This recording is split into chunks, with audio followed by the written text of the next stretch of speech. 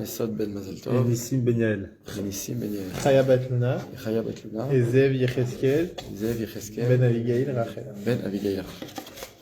Alors, vous savez qu'on a lu Shabbat, à mon avis, les deux parachiotes les plus longues quand elles sont mechoubarot, quand elles sont rattachées.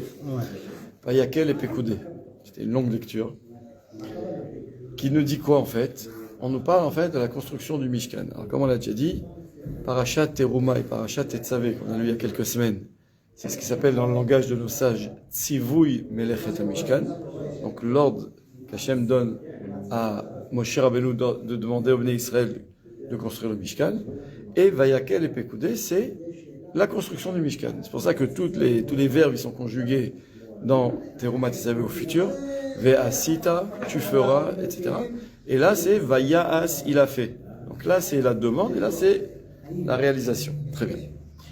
Maintenant, évidemment, les Chachamim font remarquer des différences qu'il y a entre comment Hachem demande et comment Moshe va faire. Moshe Rabbeinu, évidemment, il va essayer de s'aligner et faire tous comme Akadosh Baruch Hu lui demande. Mais dans l'ordre, par exemple, où les Kelim sont dits, il y a des petites différences. Bon, c'est intéressant en soi déjà d'étudier ça. Mais lorsqu'il s'agit de la construction elle-même effective du Mishkan, la Torah, elle ajoute quelque chose dont on n'a pas parlé jusque-là. Ça veut dire que dans la construction, dans la demande de construction, Hachem, il a dit à Moshe Rabbeinu, parle au Bnei Israël. Et il faut qu'ils amènent de l'or, de l'argent, du crochet, du cuivre, etc.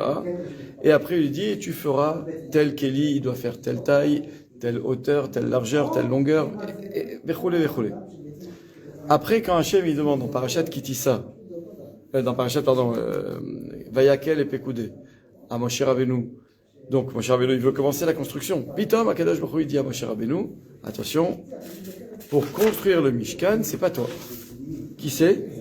Ça va être Betzalel ben Uri ben Hur. Il dit, Vayomer Moshe el Bnei Israël, Re'u kara Hashem beshem, Betzalel ben Uri ben Hur le Matei Yehuda, Ve'ito, juste après c'est écrit, Ve'u l'horot al-Bahu, Ve'aoliav ben Achisamach le Matei Dan. Il y a deux personnages qui vont être, en fait, eux, ceux qui vont construire le Mishkan. Alors en fait, juste pour une précision importante, les Bnei Israël, en fait, quelle était leur part dans la construction du Mishkan? Le peuple, en général. C'était juste donner l'offrande. Tu donnes de l'or, de l'argent, etc. Jusqu'au moment où Moshe Rabbeinu a dit, stop, c'est bon, on a assez. D'accord. Donc les Bnei Israël, ils devaient apporter. Après, il fallait travailler tout ça. Tous les matériaux, les assembler, construire, etc. Et monter le Mishkan. Très bien. Là, Pitom, la Torah te dit, non, ça, qui c'est qui va le faire? C'est deux hommes. C'est Betzalel ben Uri ben Hur le Matei Yehuda. D'accord? Betzalel qui vient de la tribu de Yehuda. Ouais. Et Aholiav ben Achisamach le Matei Dan. Aholiav qui vient de la tribu de Dan. Alors déjà, c'est intéressant de comprendre pourquoi ces deux hommes. Pourquoi eux, d'Afka?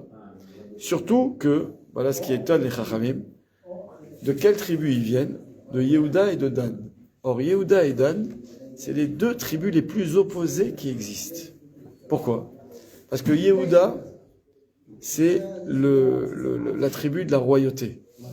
Yehuda, quand on se déplaçait ou quand on campait dans le désert, Yehuda était toujours celui qui était en avant, celui qui était le movile, c'est-à-dire celui qui dirige, qui conduit tout le monde le suit. Yehuda, c'est le roi, c'est la royauté. Dan, il s'appelle Me'asef l'école à Machanot, c'est-à-dire c'est celui qui était toujours le dernier. Derrière, quand il y avait quelqu'un qui traînait, allez viens, c'était Dan qui récupérait tout le monde, tous les retardataires, puisqu'en fait c'est lui qui fermait le cortège. D'accord ou pas? Donc déjà pourquoi? Pour construire le Mishkan, on prend celui qui est tout devant et celui qui est tout derrière. Attention, c'était pas qu'ils étaient à la queue leu, 1, 2, 3 jusqu'au 12e. Il y avait 4 groupes de 3. D'accord ou pas? À l'est, au sud, à l'ouest, etc. D'accord? Mais en tout cas, le plus devant, c'était Yehuda. Le plus derrière, c'était Dan. Dafka, eux, tu prends, surtout qu'il y a autre chose. Yehuda, il est considéré comme celui qui, parce qu'il est la royauté, c'est le symbole de le service d'Akadosh Baruch Hu, la proximité avec Hachem, etc. Et Dan, c'est exactement le contraire. Dan, on nous dit, dans la parashat Zachor qu'on a lu sur Amalek, il y a écrit qu'est-ce qu'il a fait? Vaizanev becha kol anecheshalim acharecha. Qu'est-ce qu'il faisait Amalek? Amalek, il était là, il attaquait en fait ceux qui étaient les derniers. Et Rashi nous dit de qui on parle? Dan. D'accord. Mais qu'est-ce qu'il te dit? Pourquoi Dafka Rachid te dit? Parce que Dan, il avait dans cette tribu, il y avait ce fameux personnage qui s'appelait Micha.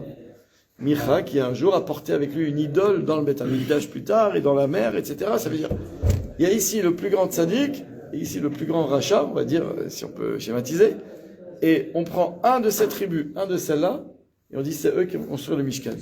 Anibaya, qui est deux personnes, et prendre deux personnes qui peuvent s'entendre, qui ont des atomes crochus, qui ont un petit peu des valeurs ressemblantes. Là, non, il y a le tzaddik, apparemment Yehuda, et Dan, celui qui est... Maintenant, ce qui est intéressant, ça c'est pour leur différence. Mais pour le point commun qu'il y a, il y a deux points communs entre Yehuda et Dan. C'est que, vous savez qu'on est actuellement dans une guerre en Israël. Comment elle s'appelle la guerre? Le rugissement de lion. Shagat Ari. Shagat Ari. C'est quoi? Le rugissement du lion. Qui c'est qui s'appelle le lion dans nos traditions? Yehuda. Comment c'est écrit dans la Torah? Qui l'a dit ça? Ah, c'est dans Sefer Bereshit. Yaakov Avinu, à la fin de Bereshit, avant de mourir, quand il va faire des bénédictions à tous ses enfants, il a écrit là-bas Yehuda, c'est plusieurs choses. Après, il dit Gour, Arié, Yehuda, etc. C'est-à-dire, il appelle, toi, t'es Gour, Arié. Gour, c'est le lionceau, le bébé du lion, d'accord ou pas? Mikitso, Yehuda, il s'appelle le lion. Attends, retenez cette expression, Gour, Arié.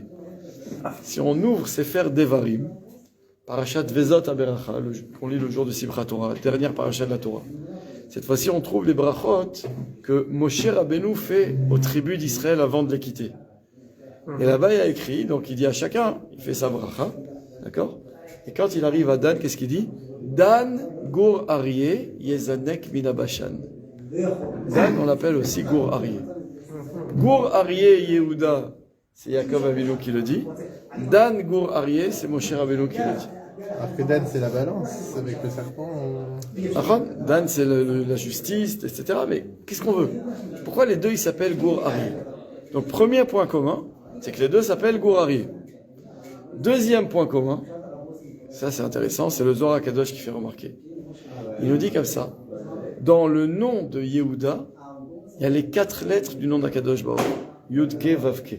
Il y a le Dalet en plus, mais sinon il y a Yud, le He, le Vav et le He. Maintenant, Akadosh Baruch Hu, quand on parle de lui ou d'Hachem ou de ses midot, en fait, le nom d'Hachem s'écrit Yud, Ke, Vav, Ke, mais on ne le lit pas comme il s'écrit. On ne dit pas Yud, Ke, Vav, Ke. Comment on le lit? Ce qui s'appelle Beshem Adnut, Aleph, Dalet, Nun, Yud. Ça veut dire, c'est écrit Yud, Ke, Vav, Ke, et c'est comme si c'était écrit Aleph, Dalet, Nun, Yud. C'est ce qu'on dit en fait. Ça s'appelle d'ailleurs Hachem Anirtav Ve'eno Nikra. C'est le nom d'Hachem qui s'écrit mais qui ne se lit pas. On ne lit pas Yud, Ke, Vav, Ke. Il est écrit que quand viendra la Géoula, le Mashiach, on sera au niveau d'être capable de dire Yud, Ke, Vav, Ke. D'accord ou pas? Pourquoi ceux qui ont voulu s'afficher en étant ceux qui venaient avec un message de Dieu, ils s'appelaient les témoins de... D'accord, bah c'est quoi? Comment ils se sont appelés? C'est Yud, Ke, Vav, Ke, bah oui. Ça vient de là. C'est en fait dit, bon, parce que le Yud, ils le disent J, ça vient de ça. D'accord ou pas? Ça vient de ça? Les témoins de Jéhovah. Ouais. C'est ça? Yud, Ke, Vav, Ke. La ville italienne. D'accord ou pas? Ah, je savais pas ça. Vous savez que c'est un sidour là? Ouais. Regarde. Je sais pas si ici c'est écrit. Il y a des sidorim où c'est écrit. Tous les matins, on lit la braïta de Abaye. D'accord? Ici. Avant au doux. Juste après le. Voilà, après. Denova ou Denova? Denova? Oui, mais nous aussi, on ne l'appelle pas les témoins des les C'est ça. noms. Nous, on dit témoins de Genova. On ne Regardez, peut pas si- dire les noms de Dieu. Si vous regardez, Oui, mais italien. si tu regardes dans un patar, tu vas voir qu'il y a une différence. Ici, il faut attention. Il n'y a pas de patate. Il y a écrit Abaye. Dans le patar, c'est écrit Abaye, Hava Mesader, Seder Amaracha, Mishema Digmara, etc. Abaye, c'est un personnage de la Gemara, un Amora. Il avait l'habitude d'être Mesader, Seder Amaracha, c'est-à-dire Maharacha dans le Beth Amikdash, c'était le bois qu'on amenait sur le misbéar pour faire le feu. D'accord ou pas? Maintenant, il y a un ordre, dans quel ordre on faisait. Donc c'est ce qu'on dit ici. Maharacha Gedola, Kodemet le Maharacha Shia Shletkod, ou Maharacha Shinea Shel Kedoret, Kodemet et Sidur Shenegezir Etzim, les Sidur Shenegezir Kod. D'accord, il y a un ordre. Maintenant, tout ça, c'est introduit par, puisque c'est une braïta de Abaye, On te dit, Abaye, il avait l'habitude lui-même, puisqu'il n'était pas au Beth Amikdash, lui, on est après la destruction du temple. Mais lui, dans sa tefila, comme nous on le fait, il le disait. Dans quel ordre on faisait? Très bien. Pourquoi ici, il n'y a pas écrit Abaye, Hava, Mesader, Seder? Pourquoi il n'y a pas écrit le Hava? Parce qu'il y en a qui veulent dire. Abaye, Hava, c'est. Parce que Abaye, Hava, c'est comme si tu disais Yud, He, Vav, He. Hava, c'est He, Vav, He. Maintenant, Hava, en araméen, c'est Haya. Abaye, il était Mesader, etc. Donc, comme c'est une braïtas en araméen, mais pour pas dire Hava, donc là, ils l'ont carrément supprimé. Il y a des sidurim où il y a écrit Abaye, Mesader, Hava, Seder, Amaracha. Dans le patar, c'est Abaye, Hava, Mesader, Seder, Amaracha. Alors, il y en a qui te disent, même si tu dis comme ça, tu es Abaye, tu laisses une pause, Hava, Mesader. Pourquoi? Parce qu'encore une fois, on ne dit pas Yudke, Vavke. D'accord ou pas? Maintenant, Yehuda, il contient dans son nom toutes les lettres du Yudke Vavke. Mais quand tu dis Yehuda, tu dis pas Yudke Vavke, puisqu'il y a le Dalet en plus. Très bien. Maintenant, le nom d'Hachem, on a dit, il s'écrit Yudke Vavke, mais il se lit comment? Aleph Dalet Nun Yud. Le Zohar HaKadosh, il fait remarquer que quand tu prends le nom d'Hachem, Aleph Dalet Nun Yud, les lettres intérieures de ce nom, c'est Dan. Aleph, Dalet Nun, c'est Dan, et Yud. Donc quand tu dis le nom d'Hachem, Baruch Ata Ado, tu dis Dalet Nun, tu dis Dan. Donc ça veut dire que le nom d'Akadosh Baruch Hu, c'est Yudke Vavke qui est contenu dans Yehuda, mais ce nom-là, on le dit on l'écrit sans le dire. Par contre, qu'est-ce qu'on dit à la place? On dit le nom Aleph Dalet Nun Yud, et cette fois-ci, pour le coup, qui contient le nom de Dan. C'est-à-dire, tu dis Dan, mais tu dis pas Yehuda. Tu écris Yehuda, et tu dis Dan, si je devais schématiser. Achon ou pas? Vous êtes avec moi là? Makara. Pourquoi c'est comme ça? Alors en fait, il faut savoir que les Chachamim vont nous dire, et je vais passer les gamrés à autre chose.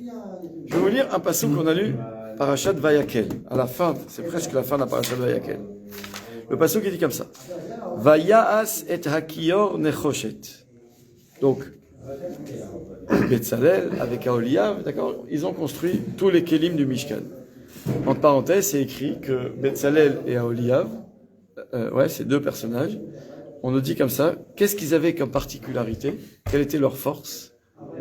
C'était pas juste des artisans. Il y a écrit l'Archov Machashavot. Lire dans les pensées. Lire dans les pensées. Qu'est-ce que c'est-à-dire lire dans les pensées? Qu'est-ce qu'on leur demandait à eux? Vous avez reçu tant de kilos d'or, vous savez combien de kilos il faut pour le haron? Mettez-le de côté, faites-le fondre, et avec ça vous faites le haron. C'était des artistes, des artisans, ils avaient le sens. Vous savez combien vous avez de tissu rouge? Ça, c'est pour les tentures qui sont au-dessus du... Pourquoi tu as besoin de lire dans les pensées? Il y avait une autre capacité qu'il avait, de savoir la kavana intime de chacun qui... Ça veut dire qu'en fait, imagine maintenant, tu as deux juifs qui amènent de l'or.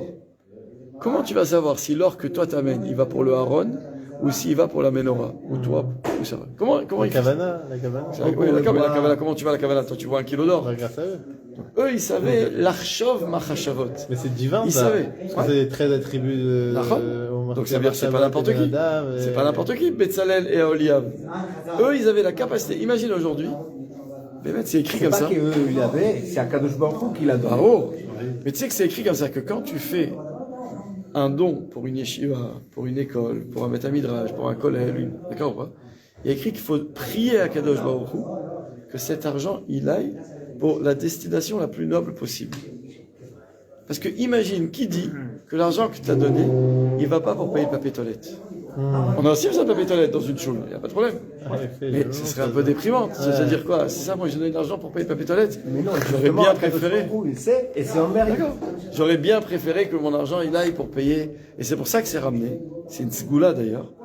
Que quand quelqu'un il veut une yeshua, il y a écrit que l'une des choses les plus importantes quand on fait un don, c'est payer shemen la maor.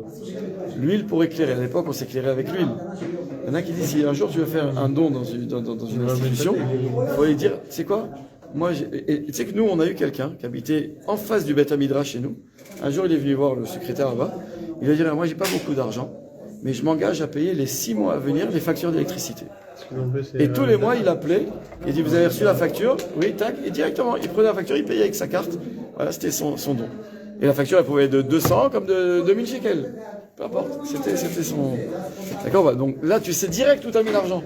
Et comme tu sais que c'est une sgoula de mettre pour le or, le maor, ça éclaire tous ceux qui étudient, Donc c'est bien, mais tu peux pas savoir qui c'est Akadosh Baruch Hu. Akadosh Baruch Hu, il donne en fait la force, d'accord, et il y a écrit comme ça, que toute personne qui a eu une responsabilité sur le tzibur, Akadosh Baruch Hu, en lui donnant cette responsabilité, il lui donne une forme de névoie, une forme de prophétie. Je crois que je vous ai raconté un jour une histoire qui m'est arrivée à moi perso, c'était il y a des années. J'étais en France, c'était en été, un hôtel organisé, il y avait mes beaux-parents, etc. Et eux...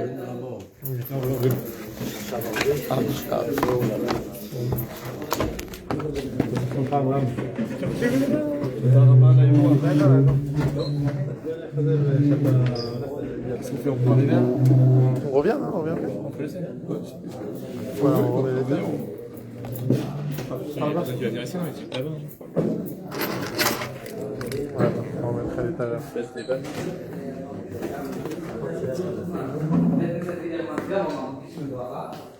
גם הרב שאול, הרב צדק בשול, גם באותו זמן הרב למחרת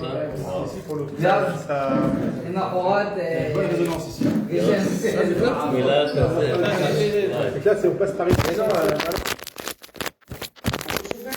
הוא ידע בערבית לה? Si on va faire...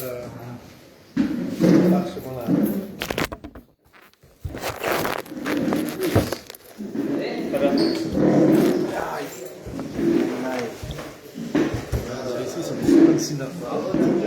Toutes les Sina, dans le désert, parce que ici, il y en a au moins 5 environ. Il y a tous ici en ce moment. Parce que directement ici, derrière la porte, et on a dit qu'il y a descendu un étage et il y a le miklat, un grand miklat. Donc il y a tout le monde qui vient ici en ce moment. Toutes les Sina, ils ont tous fermé. On se retrouve parfois à vite à 80 alors qu'on était une trentaine, ou même à Chacharit à 50-60 alors qu'on était une vingtaine. Donc Bekitso, j'étais là-bas dans cet hôtel et il y avait le Rav Citru qui était là, il y avait du monde, il y avait... Et en fait, eux, ils faisaient un minyan un peu plus tard, c'était en été, comme ça, ils faisaient un minyan à 8h, et il y avait un autre minyan honnête. Et moi, je préférais prier tôt. Et je me rappelle, un matin, j'étais là-bas. Maintenant, comme ceux qui organisaient l'hôtel, c'était mes beaux-frères, enfin, tout, d'accord. Et ils savaient que moi, je voulais aller prier tôt. Ils m'avaient dit, tu peux gérer le minyan de demain matin? Je dis, ouais, je gère. C'est quoi gérer? C'est que si... faut gérer quoi, que ça commence à l'heure, que qui c'est qui est Chazan, qui c'est qui, s'il y a la Kriyat Torah, bon. Un jour, on s'est retrouvés, donc c'était Rosh Chodesh. Maintenant, je me retrouve au Chodesh, effectivement, je connais personne. Et on arrive à au moment de la Kriyat Torah. Il faut faire, savoir qui faire monter. Maintenant, je connais personne. Il y avait que des chassidim, je sais pas où, d'Anvers, je sais pas quoi. Et puis, je suis là comme ça, c'est vraiment Attends, là,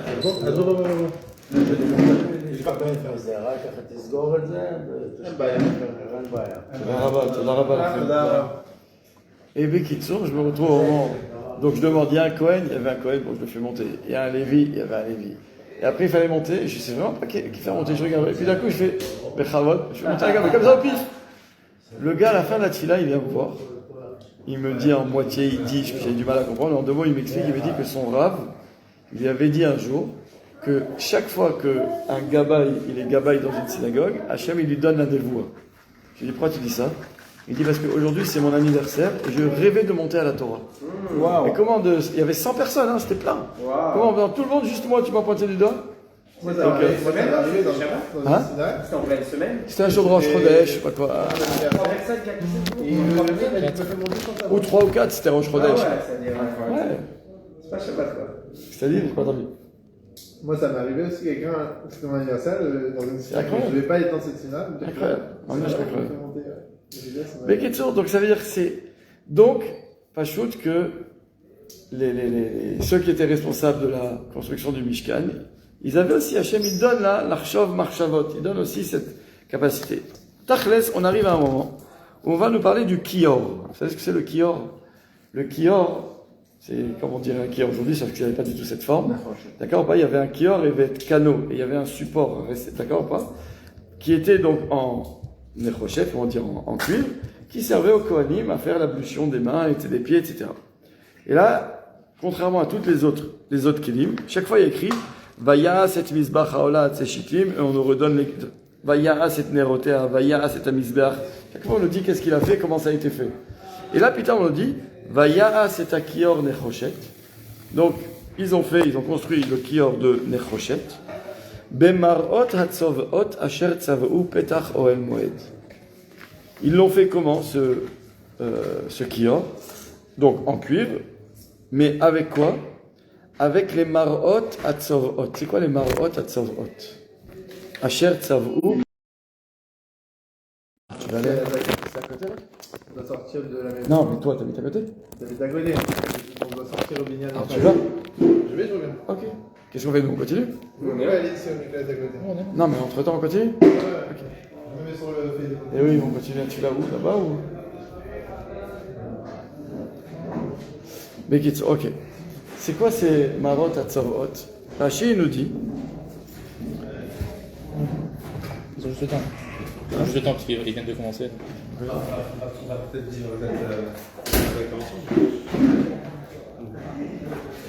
Rashi nous dit Benot Israël, Hayu Beyadan Marot. Les filles juives, les femmes juives, elles avaient, comme toutes les femmes, elles ont un miroir. Elles se regardent, elles se coiffent, elles se font belles, etc. Sheroot Bahen Keshehen Mitkashtot, dans lequel elles se regardaient quand elles se font belles. Et il nous dit Rashi, en citant le Midrash, Ve'af Otan, même ces marot là, même ces miroirs, Lo ikvu mileavi lenidvat amishkan. Quand elles ont entendu qu'il fallait du cuivre, et que les marottes elles étaient faites de cuivre, avec quoi on faisait? On n'est pas comme aujourd'hui les vitres, d'accord? Avant c'était le cuivre, puisque quand c'était bien poli, on voyait son visage dedans. Eh bien, elles ont été prêtes à sacrifier même un bien personnel pour la construction du Mishkan. Et il y a écrit comme ça, écoutez bien ce que dit Rashi. Ve'aya mo'es Moshe bahen. Et Moshe Rabbeinu, il les voulait pas. Il les dénigrait, ces miroirs. Pourquoi? Mipnei she'asuyin leyetzerara. Parce qu'à quoi ça sert un miroir? Vous savez pourquoi chez les chassidim, il s'est interdit d'avoir un miroir? Pas de miroir.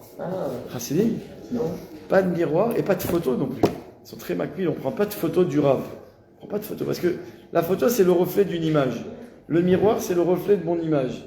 Mais l'idée c'est la même. Le miroir c'est un outil de Yetzerara. Pourquoi tu te regardes dans le miroir? Les Chachamim ils le disent, le Maharal il le dit dans un nashon qui est très beau. Il te dit en fait, le miroir en fait c'est quoi? C'est te regarder avec le regard des autres. C'est ça en fait le miroir. Parce que en fait tu n'as pas besoin de te voir à quoi tu ressembles. Mais en fait quand tu regardes dans le miroir tu veux savoir comment les autres te voient. Ça c'est l'Yetzerara. Tu as besoin de savoir comment les autres te voient. Mais en plus, quand c'est l'histoire de la femme qui se fait belle, c'est pourquoi une femme qui se fait belle? C'est pour éveiller son mari, à lui donner envie, etc. Bikitso. Moshe Rabbeinu dit, ça, cet outil de Yetzirah, on ne peut pas le mettre dans le Mishkan, pour la construire le Mishkan. Amarlo Akadosh Baruch Hu, Akadosh Baruch Hu, il lui a dit, Kabel, non, tu dois les accepter, ces miroirs. Ki elu chavivin alay min hakol. Ces miroirs, ça a plus de valeur pour moi, dit Hachem, que tous les autres. Tout l'autre argent, or que pourquoi? Chez Aliedehem et Midou Anashim Tzvaot Rabot Bemitzraim. Parce que c'est grâce au miroir que les femmes, elles ont fait naître autant d'enfants en Égypte. Pourquoi? Il dit Rashi, Kshayu Ba'alehem Yegeim Ba'avodat Parer. Lorsque leur mari arrivait le soir, il s'était épuisé, ils avaient travaillé dur toute la journée, ils portaient des choses très lourdes, etc. Alors ils attendaient qu'une chose, c'est rentrer chez eux et s'écrouler sur le lit et dormir. Qu'est-ce qu'elles faisaient ces femmes? Déjà les femmes, elles avaient cette qualité, c'est d'aller les voir, leur amener à manger, à boire et les accueillir. Venotlot hamarot, et elles prenaient ces miroirs.